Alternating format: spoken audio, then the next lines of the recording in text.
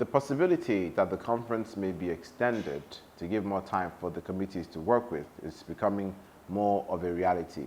Do you think the confab should be extended? And how do you think this will affect the performance of the national conference?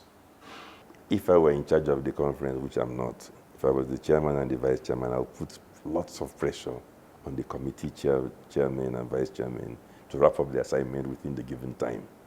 There are implications, and I don't want to go back into this issue of perverse incentives. By that I mean there's a danger in giving somebody an assignment, paying him an amount of money every 2 weeks, and allowing him to decide when he wants to finish the assignment. That's a perverse incentive. He can be clever enough to decide he will drag his feet so that the assignment will drag for as long as possible, because the longer it drags, the more he gets paid every 2 weeks. So I think it's important that we challenge the committee chairpersons to organize themselves, conduct the business in a way that they finish by the deadline. If it means working longer hours, so be it. There's nothing that says that the committee must end its work on a given day by 6 p.m. If you know you are falling behind, by all means, I expect those on the committee to agree to keep on working till 8 p.m., 9 p.m., even 10 p.m. I've been on committees before. I was on one during the time of the late President Atedo on power. We were given 30 days to finish an assignment. Towards the end of the period, we worked till midnight, till 1 a.m. So I expect people to do the same. You came to serve, not just to come and drag your feet and ask for more time. Also, I think it's important to ask that I still don't know that any of these issues we are discussing, if we use the working day properly and we listen to people and we brainstorm, I still don't believe that there are issues that we cannot solve in 3 months. At the end of the day, do you think the conference will have enough teeth to bring practical change to the Nigerian situation in the future? I believe so. I mean, first of all, if I didn't believe that some change would come out, positive change would come out, I wouldn't even agree to join the whole conference at all. By nature, I like to think positively. And also, more importantly, I think it is true that many of us have identified aspects of our national life where, with deeper thought, with exchange of ideas, a willingness to improve and to bring change, we've identified things that can move the country forward. The most difficult thing is building consensus. It's one thing convincing yourself about something. It's another thing being able to carry people along. So for me, the changes will come after you build consensus. And the work of the committees is to build consensus. It's no point me having a wonderful idea, but when I get into the committee and there are 24 members, I'm not able to carry half the members along. As we know, we define consensus to mean 70%. So if you have a brilliant idea, you've also got to work at it. You've got to present it in a manner, listen to people, if need be, modify it, compromise, and get to the point where you're carrying your committee members along. That is how change comes about. We're no longer in the military regime where some head of state can just decide he wants to go left and you pass a decree. If you cannot carry people along, there's a problem. And in any case, I also ask myself that, why would I even want to impose ideas which I'm not able to sell to my colleagues? Something must be either wrong with the idea or with the way I'm trying to present it. So I'll sooner focus on modifying the idea or modifying the way I present it. Because what I've seen so far is that I'm happy generally with the quality of personnel at the conference. I think there are many very smart people in the conference. I mean, really smart people that I've come across. So I'm optimistic. So I think it's more important that these people are allowed to debate things, weigh the pros and cons, and if they convince, the bulk of the delegates on something, I suspect that we will be able to work together to convince all other people outside the conference, be it National Assembly, be it the executive. The most important interest group to convince, please, let's remember, is the Nigerian people. If the Nigerian people buy into something, they believe that this is an idea they want, then that almost ties the hands of everybody else. So for me, it's about selling ideas to the Nigerian people. And that is the reason for even taking part in this kind of program or discussing and making sure the media are present, because ultimately you want the ideas to be bought by the Nigerian people.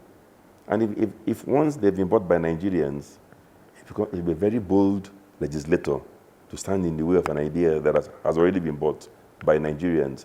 The more logical thing is for the legislator to quickly take credit for it and scramble to be the one to pass the motion.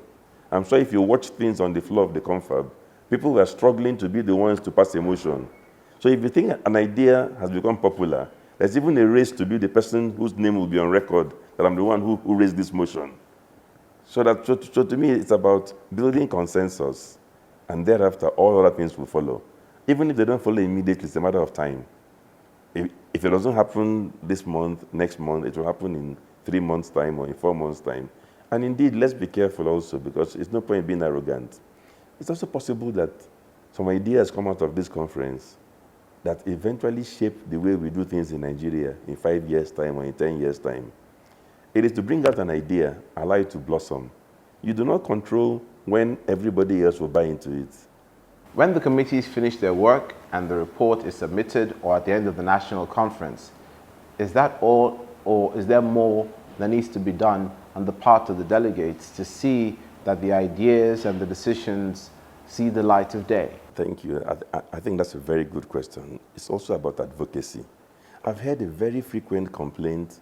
People say things like, oh, there was this committee that did the report, they gave it to the government, and the report is in a drawer somewhere lying down. There was another committee that did some other report, and the government didn't implement it. I keep on asking them, hey, haven't you heard about lobbying? Why do we have lobbyists in America and elsewhere in the world? I'm also the chairman of some committees that are doing work for government. Do you think all I do is to prepare a report or a letter, submit it to the vice president or the president, and then go home and sleep? If that committee which I'm on makes a recommendation to the vice president, I'm sure the vice president expects that because we believe in the recommendation, I will be on the case repeatedly, bringing more arguments why we have to move on it and so on. It's not true that all you should do is to bring an idea, submit it, and then you go home and sleep.